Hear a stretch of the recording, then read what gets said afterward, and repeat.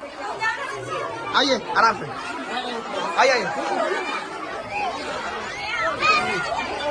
आइए आइए आइए आइए mummy side,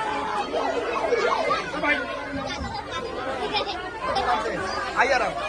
Bhojpuri trending star Khesari Lal Yadav को बहुत लोग मानते हैं और एक बड़ी जोड़ी है काजल अगवानी और खेसारी लाल यादव की जोड़ी। आप सबको मैं बताना चाहूँगा कि पंकज राय के जन्मदिन पर खेसारी लाल यादव पहुँचे, जहां पर राकेश मिश्रा और खेसारी लाल यादव एक साथ दिखे। जी हाँ दोस्तों, इन दिनों भोजपुरी में क्या है कि बहुत सारे लोग एक दूसरे से मिल रहे हैं, जो पहली जोड़ी थी। जी हाँ दोस्तों, तो इसी बीच जो कि खेसारी लाल के फैन ये कयास लगा रहे हैं कि क्या काजल अगवानी और खेसारी लाल यादव की एक पुरानी जोड़ी हमें देखने को मिलेगी।